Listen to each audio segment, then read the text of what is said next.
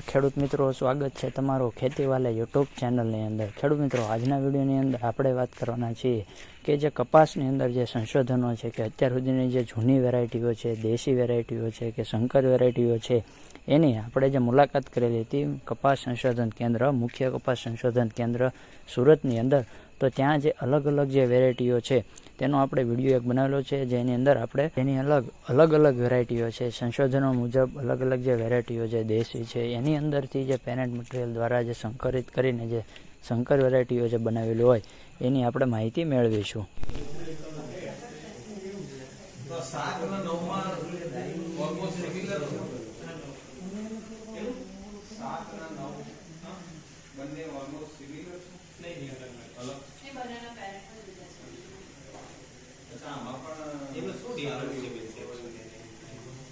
દેખાવે તો લગભગ દેશી કપાસના લીધે અરખા જ લાગશે।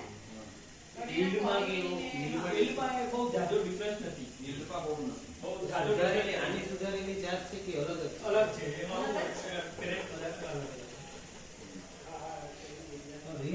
ક્વોલિટી પોઈન્ટ ઓફ વ્યૂ બધાને આટલા જો જીવવાની બદલે તે લોકો દેખાય છે ને પાછું તમે આ માં જેટલી તમને માવજત કરશો ને એવું નથી કે આ કપાસમાં હું એકવાર મેચ્યુરિટી થઈ ગઈ પછી મકાઈ આ જ્યાં સુધી ઉભું રાખતા હું એમાં બોલ લાગશે। હાઇબ્રિડ ને એની બેસિક મેચ્યુરિટી તો બોલ લાગ્યા મેચ્યુરિટી કેટલા છે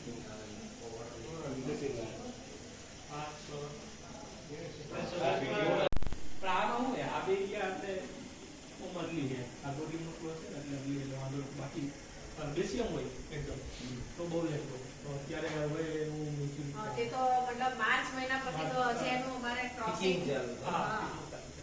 ક્રોસિંગ બી ખાસું લેટ થાય તો પૂરો ક્યારે થાય એટલે એ જ એટલે આપણે પેલા બીજા કપાસની માટે વરસાદ દેશીમાં એ છે રોટેશનનો ટાઈમ જ નહીં મળે આ બધા આ દેશીમાં એ વસ્તુ થઈ જાય તો વખત વરસાદ આવી જાય તો પેલો ખાલી નહીં થઈ શકે એવી હાલત।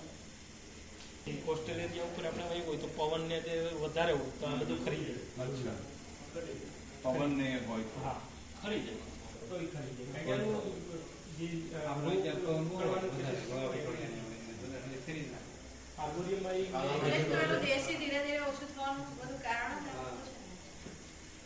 ખેડૂત મિત્રો, આ બધી જે વેરાયટીઓ છે એ જૂની દેશી અને જે આપણે હાઇબ્રિડ વેરાયટીઓ જે છે શંકર જાતો છે એનો આપણે એક આ વિડીયો બનાવેલો હતો। જો કોઈ તમને આની અંદરથી જો કોઈ એક જાતની વિશે સંપૂર્ણ માહિતી મેળવવા માગતો હોય કે વધુ માહિતી મેળવવા માગતા હોય તો જરૂરથી એક કોમેન્ટ કરી દેજો, જરૂરથી તમને એની અંદર ચોક્કસથી સંપૂર્ણ માહિતી આપીશું। તો ખેડૂત મિત્રો, આવી જ ખેતીને લગતી અવનવી માહિતી મેળવવા માટે આપણી ચેનલને જરૂરથી સબસ્ક્રાઈબ કરજો અને તમારા મિત્રોને જરૂરથી શેર